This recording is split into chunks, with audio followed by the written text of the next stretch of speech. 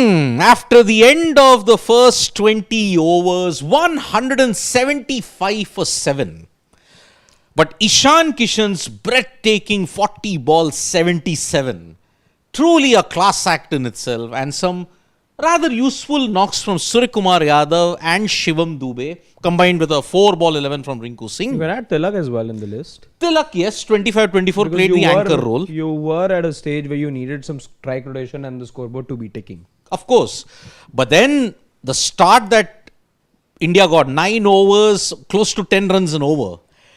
The way Pakistan pulled back with their spinners, led by Saim Ayub, 3 for 25, and Mohammad Nawaz, economical spell of none for 28.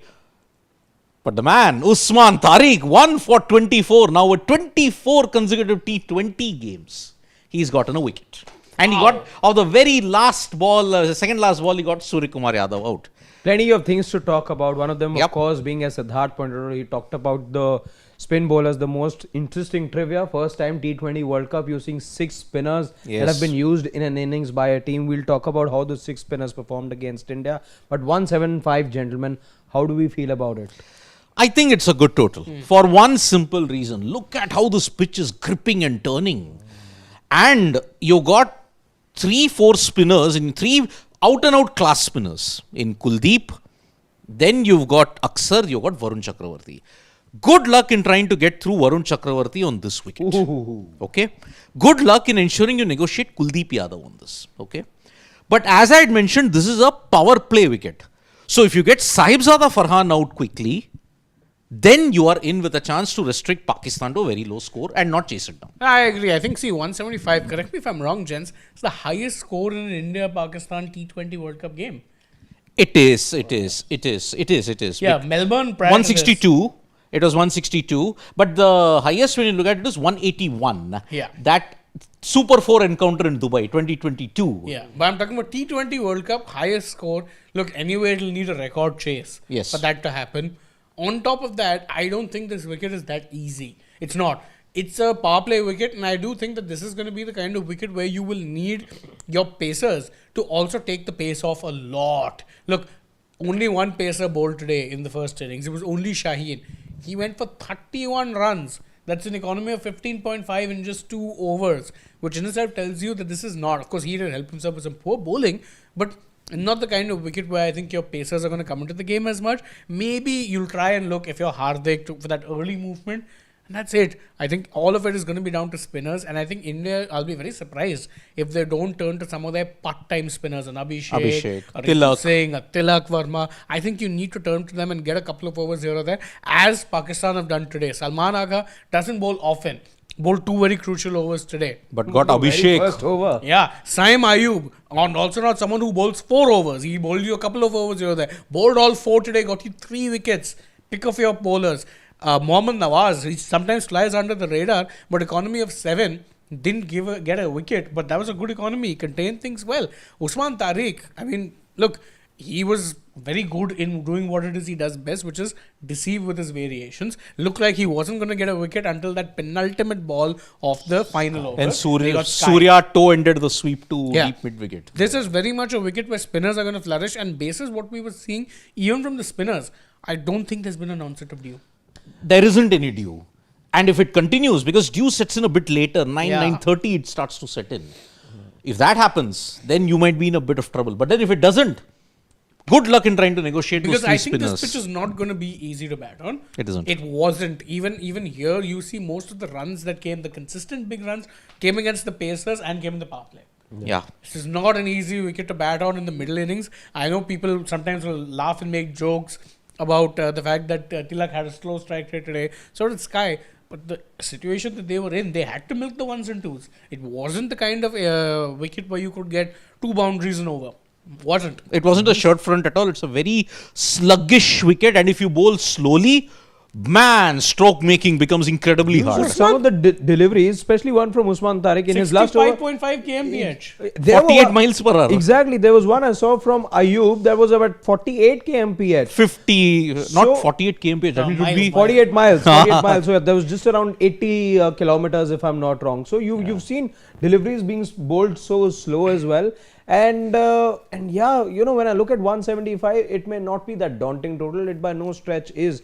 But just looking at how the spinners have performed and have reaped the dividends as well of these sluggish conditions, I just have a feeling, you know, while this is good, from an Indian perspective, I'm just thinking, do I have enough spin bowling options? Yes, there's 12 overs locked in, I know, but then I'm turning to an Abhishek perhaps, because Shivam Dube, I don't quite know about his hamstring, but he seemed to have pulled up his hamstring in trying to complete that run, which was actually a no run over there. There was no run there. But second straight game, Rinku's run out Shivam Dube. But if at all you do see Shivam Dube go ahead and bowl, there's only got to be cutters that he needs to be bowling. Either because we've seen him come up with the back of the hand slower one as well, which we saw in the previous match.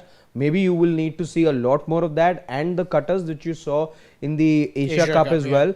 But pace on is not the way to go. If it wasn't for those few deliveries you were in the last over from Shaheen, which were pace on, Rinku got those boundaries in. The first one came courtesy Dube. Then you weren't looking at this 175 total as well. So the pacers will have to be spot on with their plans.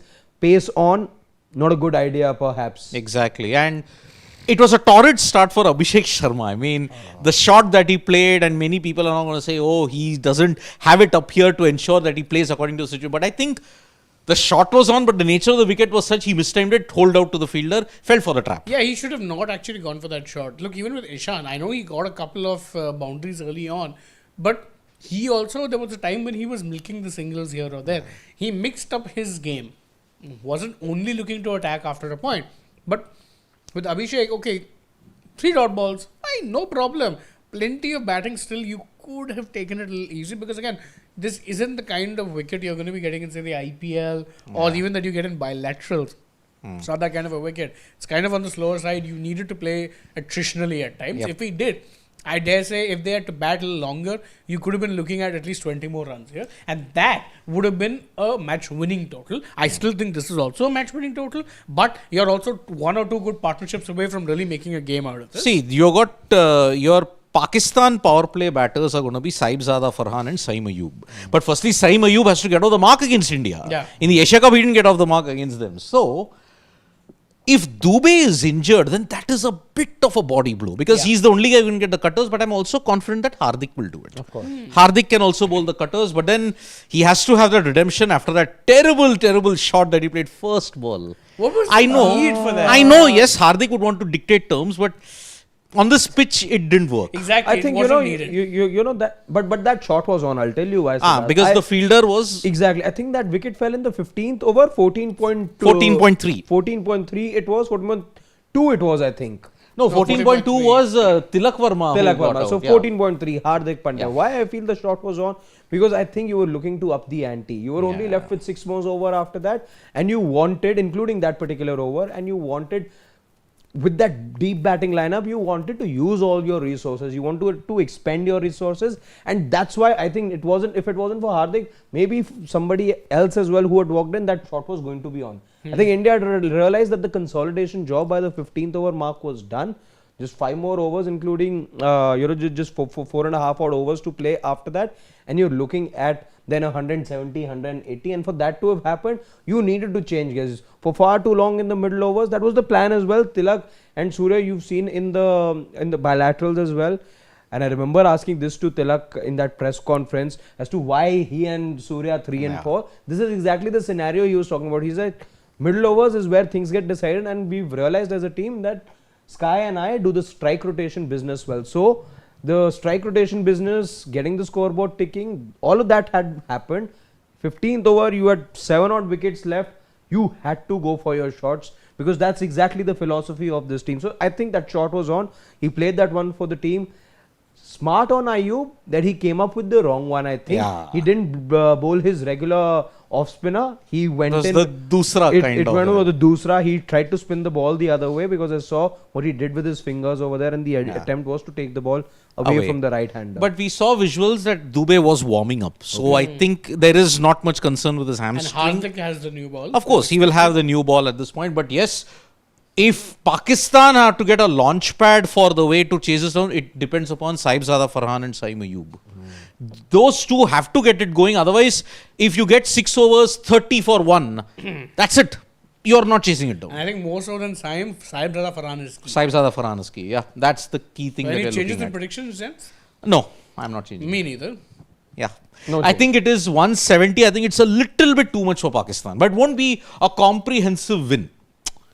It might be, say, a 20 or a 30 run I'm win. expecting the margins to be that much only. 15, 20 runs. Yeah. And And I'll tell you, that 31 runs that Shaheen Afridi conceded will bite Pakistan if they lose this.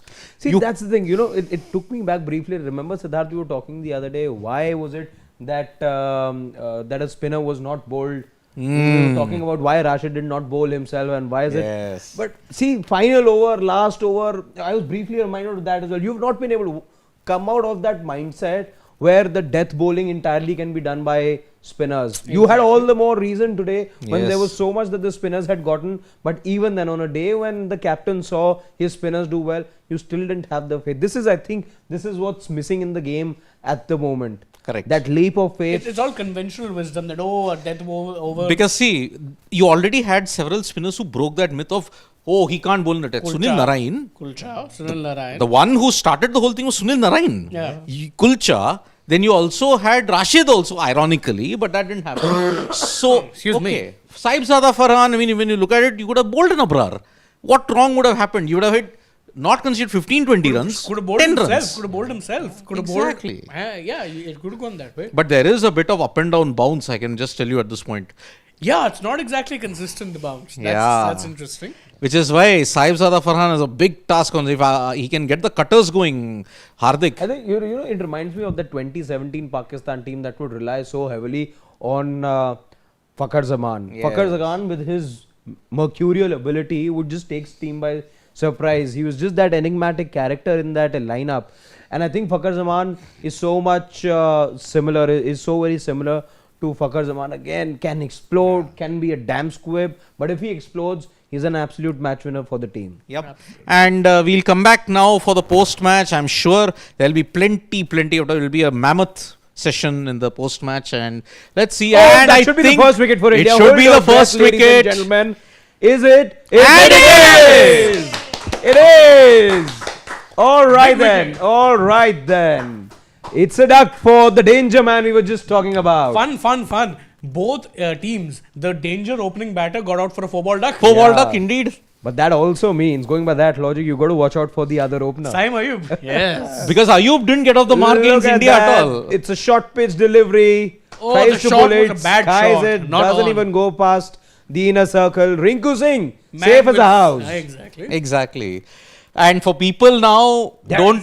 Bring it in. Bring the Yes. energy in. That's it. See, once the catch is going up and Rinku Singh is there, that's it. Ho jayega. It's like how Brian McMillan was South Africa. He would never drop a catch. Yeah.